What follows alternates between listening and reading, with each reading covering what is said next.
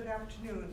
I'm Lisa Clute, Executive Officer of First District Health Unit, and I would like to thank you for attending. For those of you out in Facebook land, hello. And with me today, I have Dr. Wigway, our Health Officer of First District Health Unit, who is an infectious disease specialist. I have Lisa Otto, who is our Director of Environmental Health, and Roxanne Benzel, our Director of Nursing. I want to assure you, just one moment, I'm getting some. Okay. Should I restart? Okay. I'm Lisa Clute, Executive Officer of First District Health Unit, and I want to thank you for attending today. We don't have many people in the room. That's good. We're practicing good social distancing, but hopefully several of you are joining us via social media and across the internet. With me today is Dr. Wigway, our First District Health Unit Health Officer, who is an infectious disease specialist. Lisa Otto, who is our Director of Environmental Health. Roxanne Benzel, our Director of Nursing at First District Health Unit. I want to assure you that this community and across the 7 counties, we are working closely with all of our leaders and specialists in responding to COVID-19. I also want to plead with you, please, please, you are our last line of defense for this disease. Please follow our recommendation, CDC recommendation, and the North Dakota Department of Health. It is vital that you practice good social distancing and follow these recommendations, because we do have an opportunity here to stop the spread of this disease and certainly reduce who is impacted by this disease. So it is so important that you as a community help us out. Don't rely on anybody else to protect you. You have to protect yourself and follow the recommendations. First District Health Unit is not providing any group classes, obviously, at this time. That includes food service training and testing, the Stepping On class, which several elderly attend. We are not providing cessation classes and adult foot care. We are doing all of that so that we limit the opportunities that seniors or anybody has the opportunity to come together in a group more than 10. What is still operating at First District Health Unit is WIC. And please call and make your appointments for WIC. Contact us anytime between 8 and 4:30, Monday through Friday. Also, what is operating is immunizations. Please continue to call us and keep your children and yourself current. We are limiting the people that we have with, but they will continue to be monitored throughout this 14-day period. So with me, I'm going to, with me is Roxanne Benzel. She will explain what we mean when we talk about monitoring and testing and so forth. So, Roxanne? Hi, hopefully I'll be able to clear up a little bit of the confusion over monitoring. Currently there are two different types of monitoring. If you are requested to monitor by self-monitoring, that is a person who would take their own temperature at home, preferably at the same time every day, either in the morning or in the evening. If there's any change in their status, whether it's their temperature or they develop other signs or symptoms, they're encouraged to call and report that immediately to the North Dakota Department of Health. And then active monitoring. That would be where they have had an exposure and are asked by disease control to actively monitor their symptoms. So they would be contacted by one of our EPIs and on a daily basis for 14 days. And they would be collecting their temperature. If it's 100.4 or higher, they would be tested. Also, for those that would be self-monitoring, that does not mean that they need to be isolating at home. They can be going to work or going to school. Bars, hotels, and also how best to clean your home. Hi there. I want to take some time to address all the calls for environmental health that we're getting. Any of our licensed establishments. At this time, we are not recommending closures, but each establishment should look at their clientele and their operations. We will be following all the recommendations of CDC and the state health department. Those facilities with highly susceptible populations, most importantly nursing homes and long-term care facilities, should be extra cautious and follow those CDC guidelines in regards to visitations and general operations. We are strongly discouraging large events and gatherings. For instance, you may have a regularly scheduled daily event that brings in lots of people. Reconsider that. Consider putting those on pause for now and waiting to see what will happen in the future. Employers, owners, and managers of restaurants, bars, and hotels need to take a good look at their employee health policies and emphasize with your staff about reporting illnesses. Look forward and have a plan for your staff and your facility for limited operations. We are recommending increased cleaning frequencies to high-touch surfaces. These surfaces include doorknobs, keyboards, touch pads, light switches, tables, menus, condiment dispensers, beverage machines. Consider taking all the items off of the table and provide them on an as-needed basis. Clorox wipes are not necessary, especially due to the shortage. As per the CDC and us, we are recommending using 1/3 bleach, 1/3 cup bleach to 1 gallon of water, or that's 4 teaspoons per quart. Put it on the surface, clean off the surface, and let the surface air dry. If you were using other cleaning products, be sure to follow the manufacturer's instructions, especially in regards to concentration and application of the product. Also, not all products are rated for food contact surfaces, so please read your labels and follow the manufacturer's instructions. Lots of hand washing, following again those guidelines and recommendations. Be cognizant of your surroundings and others, prioritize your operations, and take a look at what is really necessary. Please feel free to call our office with questions about your restaurant, bars, hotels, daycares, other facilities, especially those that are licensed by us. Our inspectors are limiting their time out in the field, so they're available for your calls and your questions, and we'll try to find those answers for you. At this time, there's really no black and white answers. Each situation will be evaluated based on your community interaction. And I also can't stress enough to take a look at those guidelines and recommendations that are out there that pertain to your facility. Follow those recommendations, and hopefully we can get through this okay. Thank you.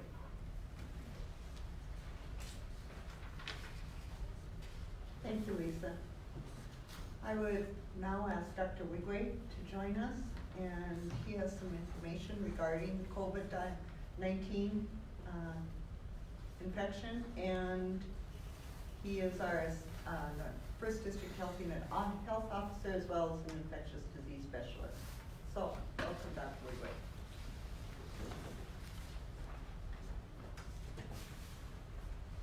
Thank you, Lisa.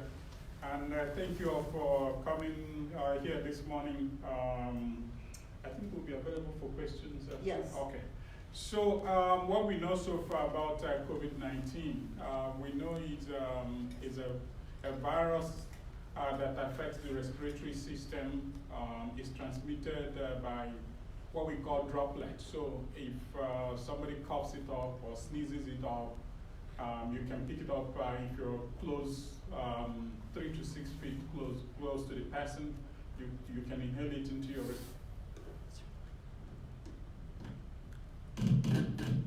So you can inhale it into the respiratory passages, and that's one way of. Are you falling apart? We are falling apart. Here. Okay. So that's one way of transmitting it. Most people that get infection, actually many people either asymptomatic or recover with a mild cold or flu symptom. How about 20% of people that get infection can be very sick and require hospitalization, out of which about 2% or 2 to 3% may actually succumb to the infection. That is based on information that we know so far. So the worry in this kind of situation is that many people may actually have an infection without knowing. They treat it as if it's just like the common cold or the flu.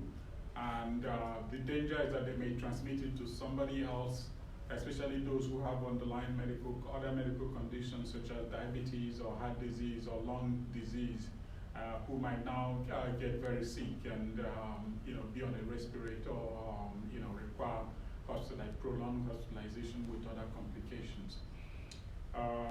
Who can be tested? Currently, the testing has been expanded to anyone that has cold and flu symptoms such as cough, fevers, shortness of breath, or sore throat. Even if you think it might be common cold, or even if you think it might be flu, but we recommend that you do not just go to the clinic or go to the emergency room. You call ahead and tell them that you're having these symptoms, so they can arrange to set you up for the test. Currently, Trinity has a drive-through test, and if you don't feel yes, they've set up a drive-through test through the First Care, and you can go get tested there. If you don't think that you necessarily need to be seen by a doctor for any other problem, just to get the test if you have these symptoms, but you must have symptoms to be tested. So how is the testing done? They obtain what we call a nasopharyngeal swab. There's a small probe with a cotton tip that is inserted deep into the nose. We can also get a throat swab, and these are the samples that are collected. The only testing site now is at the state lab in Bismarck, and all the samples are sent to the state. The turnaround time is from a few hours to about 72 hours, depending on the number of samples they receive in the day.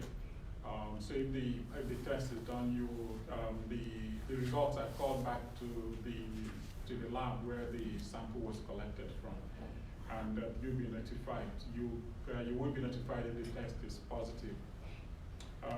Like I mentioned before, it is important that you call if you're having these symptoms, and don't just go to the doctor's office and stay in the waiting room and potentially transmit it to other people. You do not necessarily need to have a travel history or have a known exposure to get tested.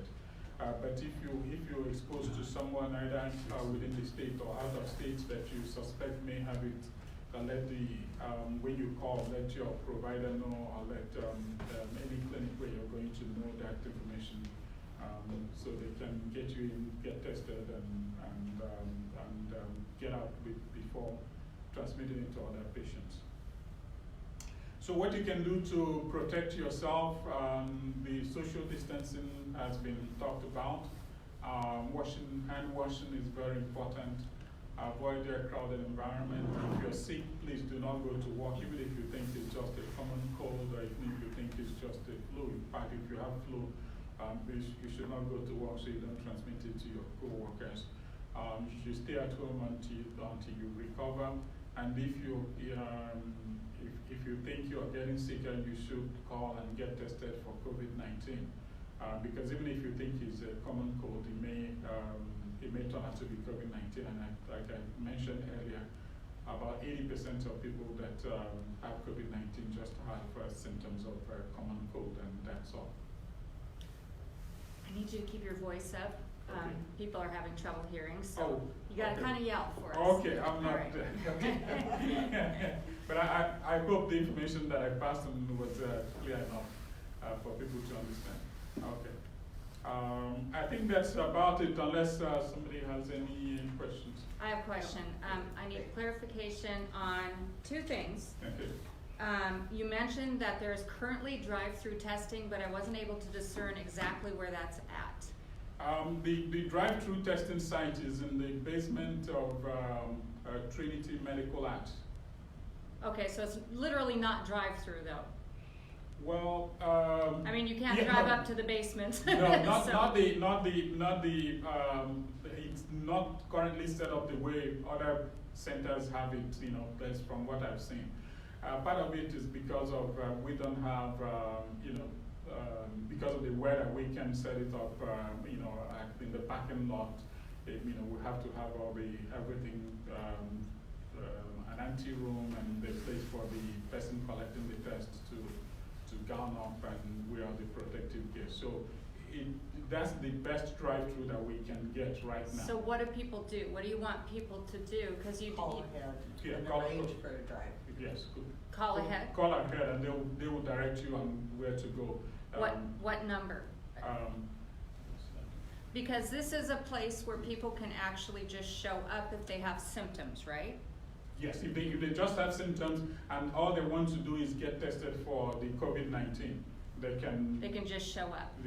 But they have to call, like I said, they have to call ahead and then they will direct them on the drive-through. We will get that number. Yeah, I will get that number. You can call Trinity Hospital 701-857-5000 and they can give you the number to call.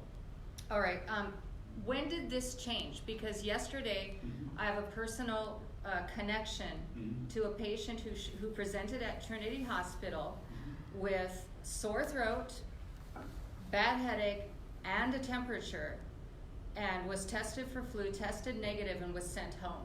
So when did this protocol change that somebody could or should be getting a COVID-19 test? This was yesterday at 9 a.m. Okay, so this all changed at about 11 a.m. yesterday. This new protocol came Yes. into place? Yes. Okay. And since then, from that time on, are all doctors in this community aware of the fact that they should be referring any clients or patients with these symptoms to actually get a test? Has every medical provider in town been notified that this is the new protocol? We've tried to disseminate that information to many providers, in fact to all providers, but I cannot guarantee that all providers are aware of that information. All right, do you have measures in place to notify all providers? Yes. Yes. Maybe All providers, come up to the microphone, Lisa.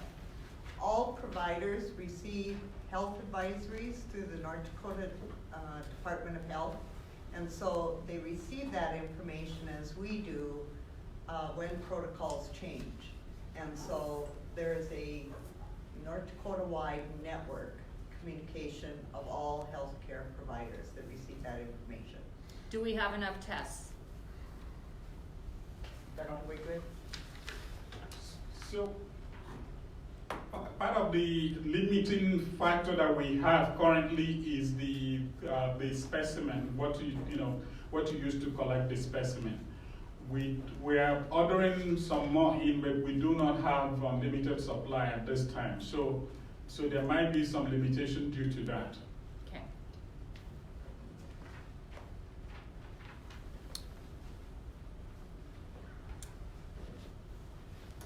Any other questions?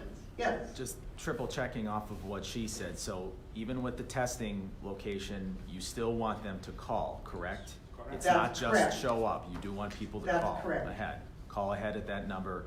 And then does that location with Trinity apply to, what's the scope of it? Is it all of Ward County? Is it all of First Districts? Because First District covers 7 counties. What's the scope?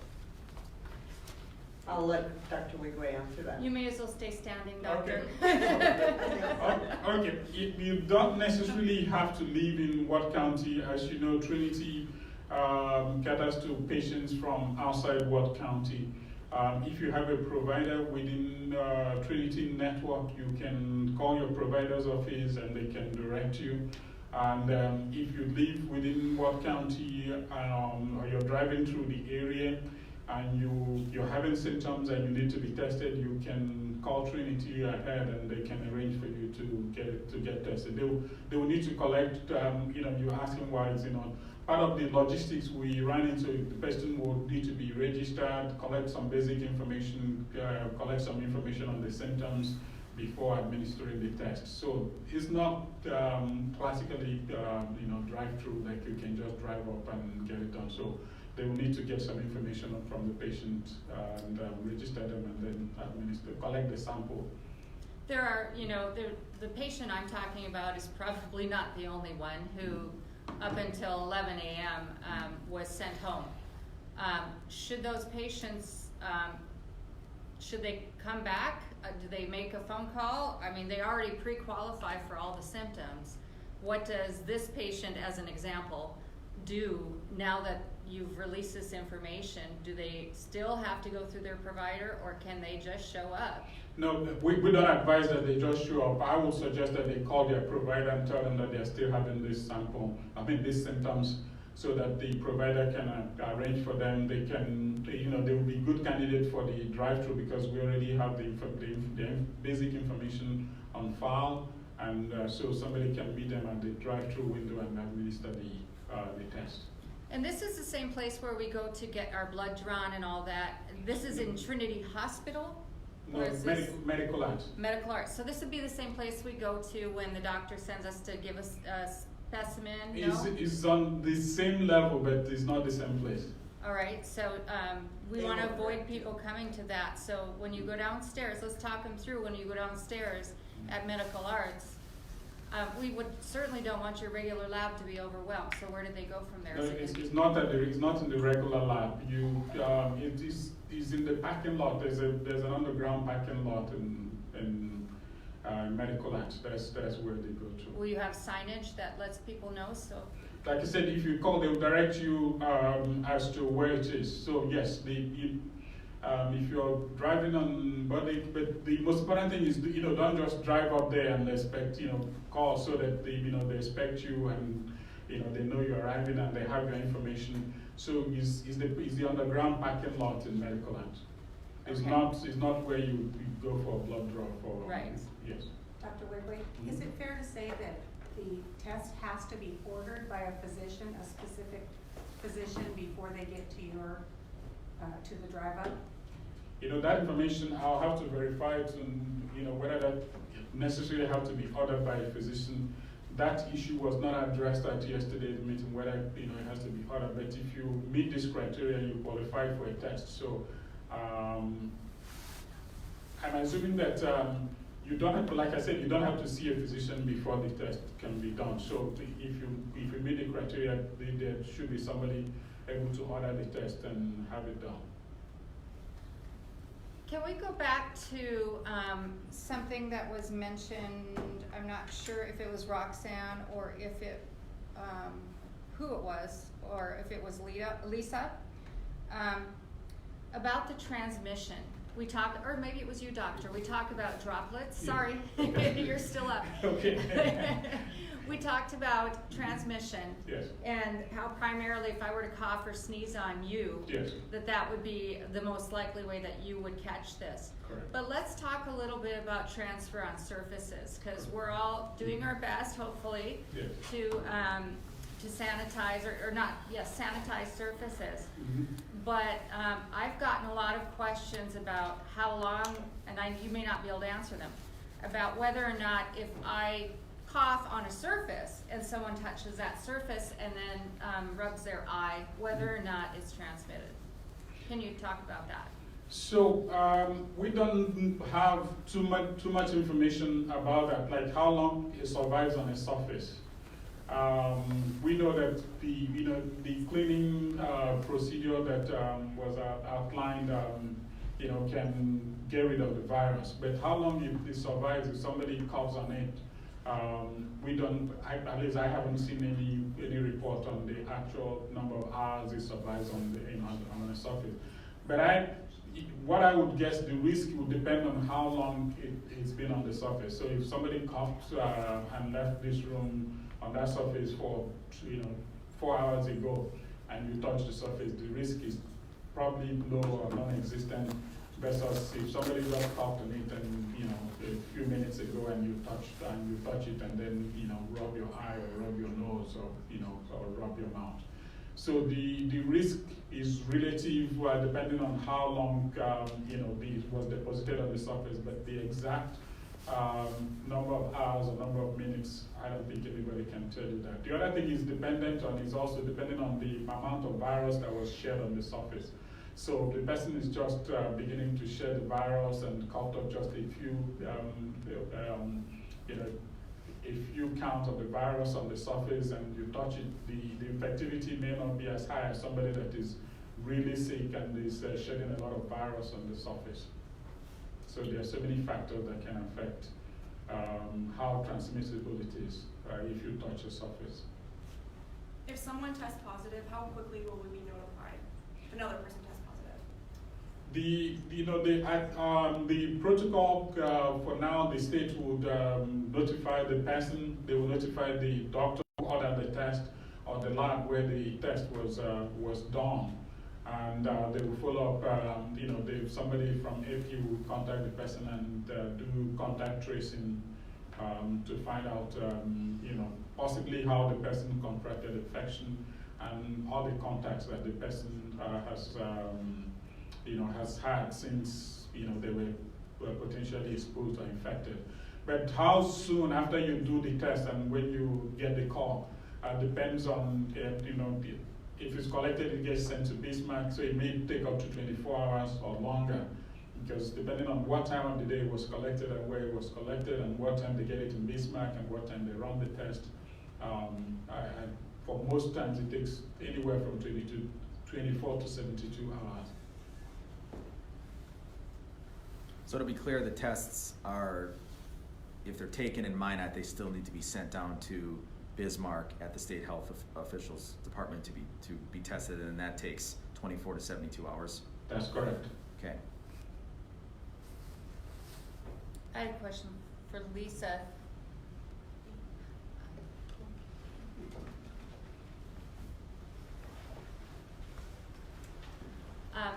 We've received some questions about food safety, food health. There's a lot of businesses that are still trying to stay afloat here, and we're all working together to try to assure that businesses can still provide the services that they need to provide so that they can continue to do business and continue to pay their employees that are still working. When it comes to businesses such as food service businesses, a lot of them are adapting to this situation and taking the necessary precautions to go ahead and provide takeout as opposed to in-house seating and eating. And it's a fantastic thing, and I would just like you to talk a little bit more about that and about the regulations that these kitchens already work under when it comes to cleanliness, and talk about takeout and how it really applies with COVID-19, and whether or not you would encourage restaurants to make these changes and to go ahead and continue to serve their community in that way. Okay. There's a few questions in there. First of all of the facilities in First District Health Unit are licensed and inspected by us, and we are actually just asking them to follow the current rules that we give them right now. There isn't anything extra in place as far as employee health or cleaning. All we're asking is to clean more frequently. Those surfaces, we were talking about surfaces. Right now, COVID-19, it's not transmissible through food itself, but it's transmissible through the surfaces. So hard surfaces or soft surfaces, those various things will depend on how long the virus lives on the surface. It's good that they're continuing their operations as they can, but just take a look at how many people they're contacting and how they're contacting it. They have to consider their employee health and how many employees it takes to operate. If they're doing just delivery service or just carry out, it's fewer employees. And so that is something that they can take a look. If they can operate that way, then that's good. We still need their services. What was the other question? I missed forgot. Everything? Okay. Okay, and it's just those high contact surfaces that we wanna watch. Thank you. Question about something, I don't know if this would be for Dr. Wigway or if any of you could answer this, but I mean, given the fact that First District covers 7 counties, correct? That's correct. That's correct. It seems a little counterintuitive if somebody, for example, in a surrounding county has to drive in 45 minutes, an hour for the test because you have somebody that could potentially be sick, or going from one place to another. I know we're in the early stages of this all, but has there been any thought given to opening up testing locations in the surrounding areas of First District's reach, aside from Trinity Medical Arts? There's a lot of planning going on right now, and I can tell you this is where we're at right now. There are lots of case scenarios laid out there and that we're planning for. Of course, supplies are our primary concern right now, and the availability of them to do that. I think once supplies are made more available, different options will be made more available to the community for testing. Dr. Wigway? Okay. Thank you. I just want to clarify on what I had said earlier about drive-through or drive-up testing. Due to limited capabilities and limited supplies, like I mentioned to you before, the way the testing works right now is that you have to, just like we mentioned, you have to call ahead, and you are scheduled at the time to drive up for the test. Right now, because of those limitations, it is fully booked for today and possibly tomorrow. So don't anticipate that if you call that you'll be scheduled immediately and get the test done right away. So there is some process, and it's important that you call ahead before showing up for the drive-up test. And what was the number to call again? I would say just call the Trinity operator and they will give you, I don't have the number. 857-5000. 857-5000. Okay, one more question? I just wanted to clarify, so I know you said the person who tested, if they are tested positive, they will be notified between 24 and 72 hours. Will the Trinity physician then contact First District Health Unit, who will contact us to let the community?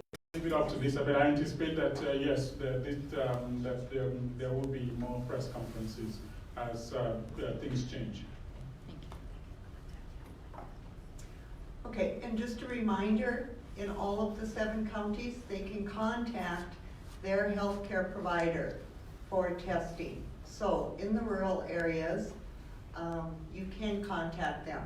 I also want to reiterate that if you have any questions in regards to COVID-19, if you think it's a silly question, any question, call the hotline, 1-866-207-2880. That hotline is available 7 days a week, 7 a.m. to 7 p.m. So they will direct that. I just want to reiterate the communication in regards to testing and how that goes to First District Health Unit. The State Health Department is notified by the state lab that they have a confirmed case. At that time, the epidemiologist, who is located in all of the regions throughout the state, contacts me, and they go directly to that client and begin the interview for contact information. So once I have that information, then we make that available. And yes, we will provide press conferences, or if this media works, Facebook Live information as often as we need to, and upon request. We are hoping to schedule these very frequently. Sometimes they may be short, sometimes we may have a lot of information. But again, I just want to reiterate, right now, you as the community truly are our last line of defense against this disease. We are banking on you to follow these recommendations. So please do that. Please help us in keeping this community a safe place to live. Thank you.